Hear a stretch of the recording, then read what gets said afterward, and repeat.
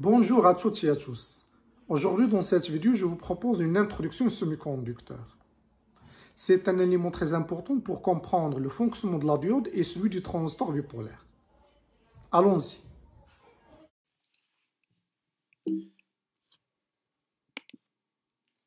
Le cuivre est un bon conducteur. La raison est évidente si on observe sa structure atomique. Quand le cuivre est neutre, 29 électrons gravitent autour du noyau. 2 électrons occupent la première orbite, 8 occupent la deuxième, 18 électrons sont dans la troisième et un seul et unique électron occupe la dernière orbite appelée orbite de valence. Le noyau positif, il attire les électrons planétaires et plus grande est l'orbite, plus faible est l'attraction du noyau. Sur l'orbite extérieure, l'électron se déplace lentement. En électronique, tout se passe dans l'orbite de valence.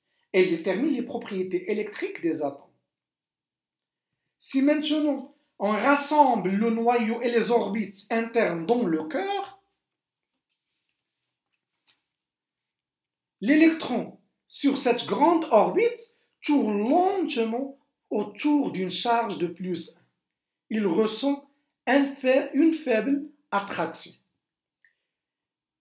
Et donc une force extérieure, par exemple la température ou une différence de potentiel, une DDP, peut facilement arracher l'électron de son orbite de valence et il devient un électron libre. Ceci explique pourquoi le cuivre est un bon conducteur. La moindre tension fait voyager l'électron libre d'un atome à un autre. L'argent et l'or, ils ont cette même structure. Les meilleurs conducteurs, on vient de voir, ils ont un électron de valence.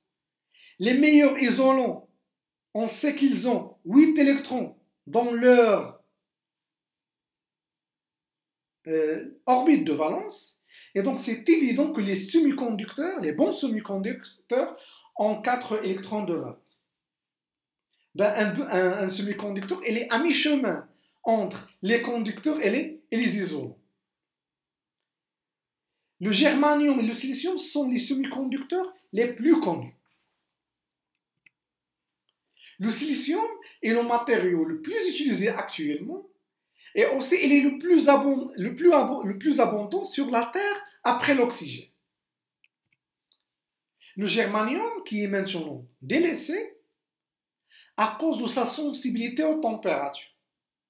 Et là, un courant inverse très important et aussi sa température de fonctionnement est limitée. Il ne permet pas d'avoir certaines températures de fonctionnement. L'atome isolé de silicium possède 14 électrons et 14 protons. La première orbite contient 2 électrons, la deuxième 8 et les 4 restants occupent l'orbite de valence. Ici, c'est le cœur de l'atome de silicium.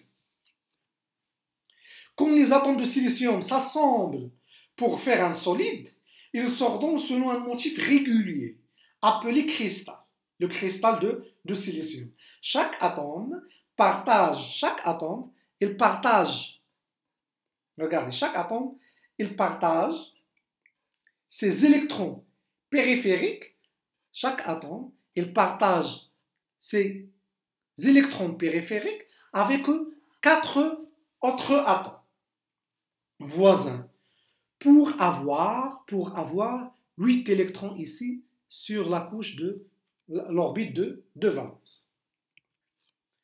Puisque chaque électron de valence est attiré dans 2 sens différents, il exerce une certaine liaison entre les 2 atomes voisins. Cette liaison, elle est appelée liaison de covalence.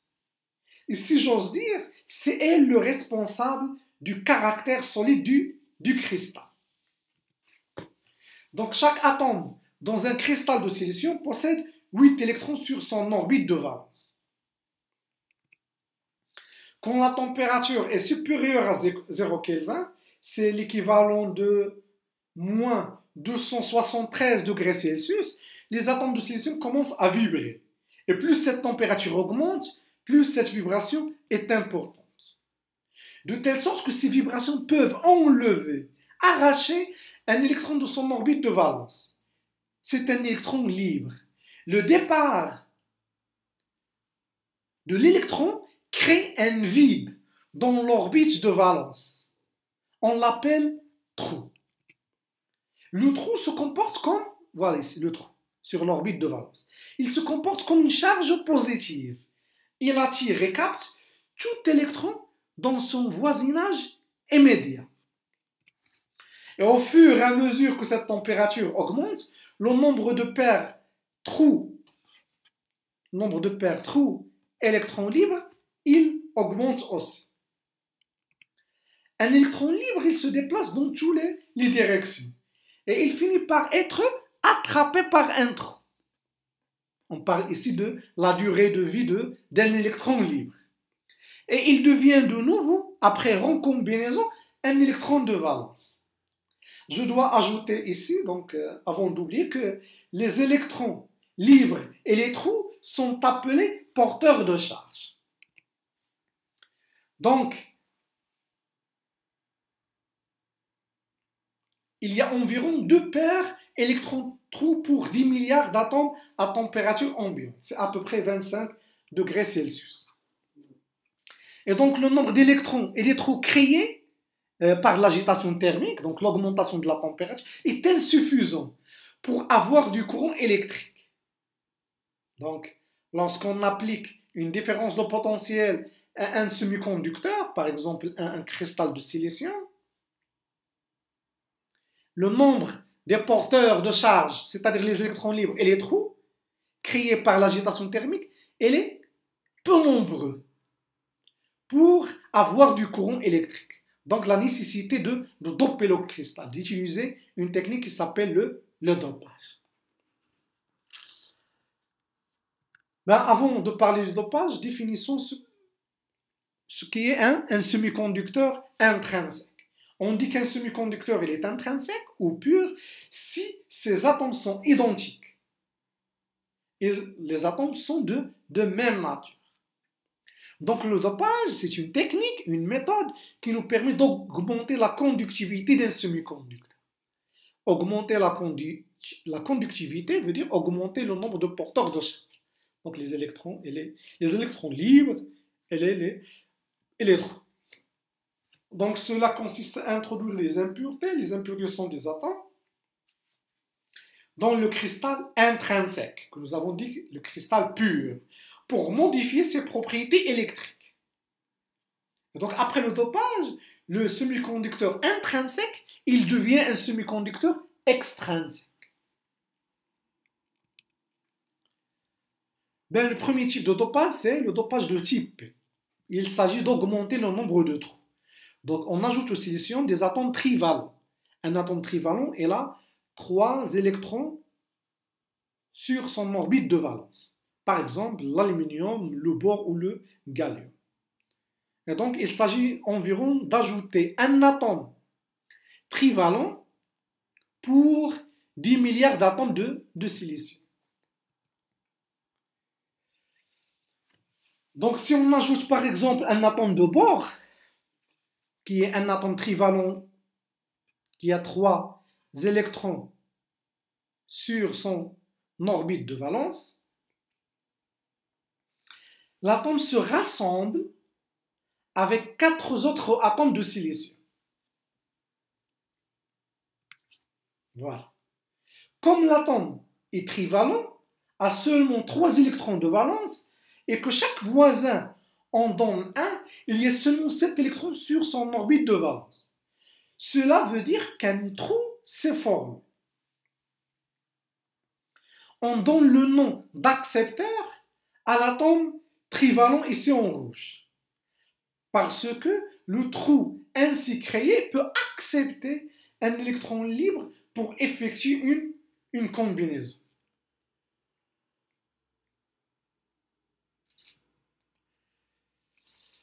L'autre type de dopage, c'est le dopage de type N.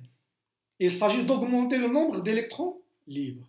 On ajoute au silicium fondu maintenant des atomes pentavalents. Ils ont 5 électrons sur leur orbite de valence. Par exemple, l'atome de l'arsenic, l'antimoine ou le phosphore. De même, si on ajoute par exemple l'atome de phosphore à un cristal de silicium, l'atome de phosphore s'assemble avec 4 atomes de silicium. Les atomes voisins mettent en commun un électron avec l'atome du phosphore qui est ici en vert, et il reste un électron en trop. Comme il y a juste 8 places sur l'orbite de valence, l'électron excédentaire devient un électron libre.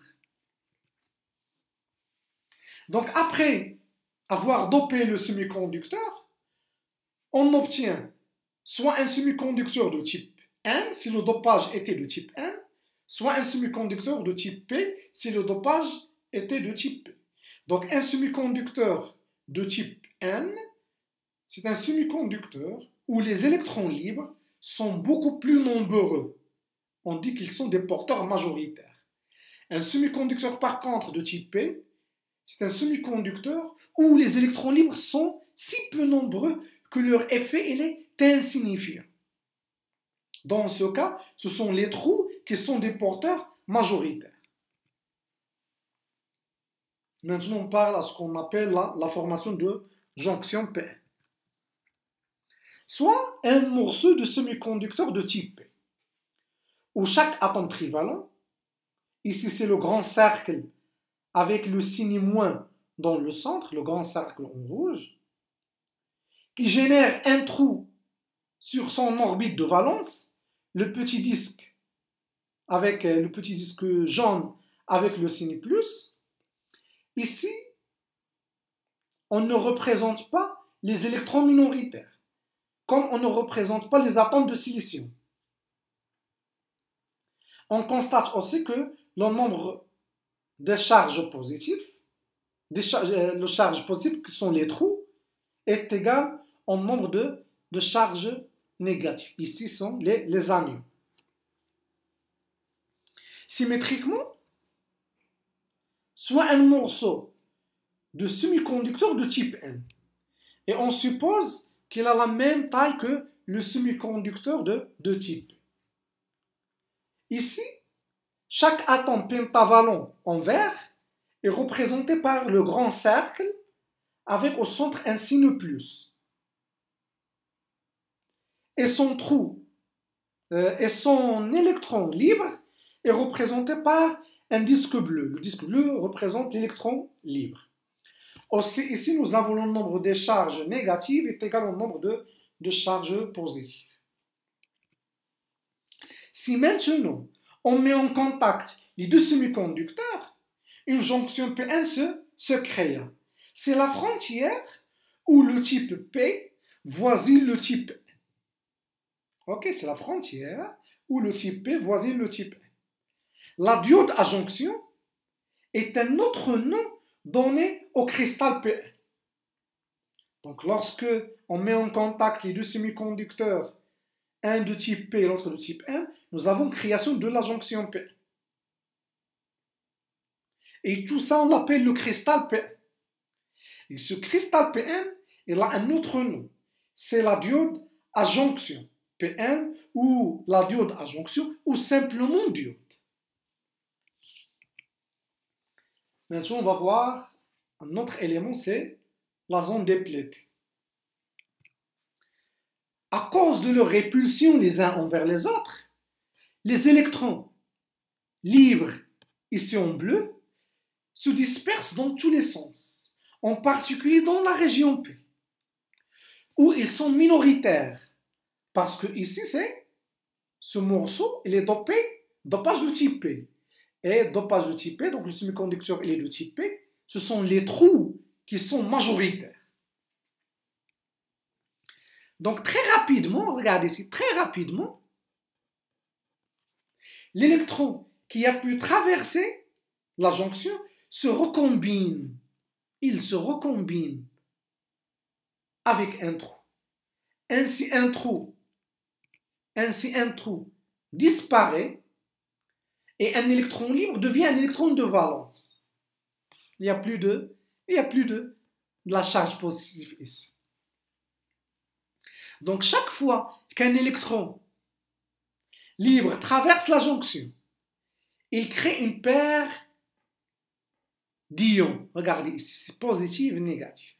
Ici, positif, négatif. Donc, il laisse derrière lui un atome pentavalent qui a perdu son 5e électron. Il devient chargé positivement. C'est un cation. Et il produit un ion négatif, un anion, avec l'atome trivalent qui le capture.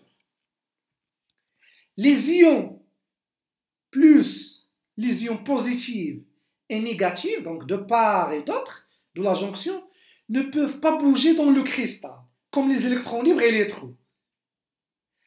C'est à cause de leur liaison de covalence, la liaison de covalence. Donc chaque paire d'ions positifs et négatifs est un dipôle. Donc au fur et à mesure que le nombre de dipôles augmente, la région près de jonction, donc cette région, se vide de porteurs. On dit que c'est une région dépeuplée, des porteurs de charge.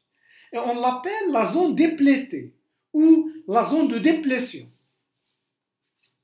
Donc chaque dipôle, il crée un champ électrique. Un champ électrique dans le sens, c'est de la droite vers la gauche. Un champ électrique. La force de ce champ s'accroît à chaque électron libre qui traverse la jonction jusqu'à atteindre un certain équilibre. C'est-à-dire en première approximation que ce champ électrique, il arrête la diffusion des électrons à travers la jonction. Le champ électrique est équivalent à une différence de potentiel. Elle est appelée barrière de potentiel. À 25 degrés Celsius, donc à température ambiante, elle est égale à 0,3 volts pour le germanium et 0,7 volts pour le silicium. Maintenant, on va passer à un dernier point qui est la polarisation. Donc, on va utiliser une pile, c'est un générateur de tension U. On va lier le contact positif de la jonction P1, donc ici, le contact de gauche, à l'électrode positive de la pile. Et on va lier le contact de droite à l'électrode négative. Donc si je suppose que U est égal à 0, donc aucun électron ne peut pénétrer la jonction à cause de la barrière de potentiel. Si maintenant j'augmente U, donc U supère strictement à 0, mais je vais garder U inférieur à la barrière à la différence de potentiel, inférieure à la barrière de potentiel qui était, je suppose que ici c'est un cristal de silicium et nous sommes à une température ambiante et donc la barrière de potentiel est égale à 0,7 volts. Je suppose que U il est strictement positif mais inférieur à 0,7 volts. Donc la source de tension continue et elle pousse les électrons libres. Elle pousse les électrons libres vers la jonction et aussi elle pousse les trous vers la jonction P.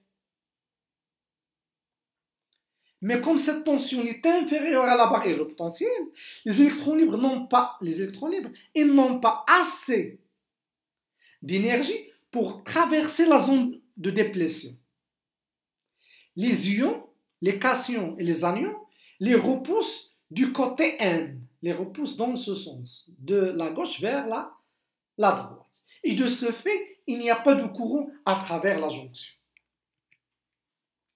Si dans ce cas, la tension U est supérieure à 0,7 volts, l'électron se déplace vers la droite et les électrons vers la gauche.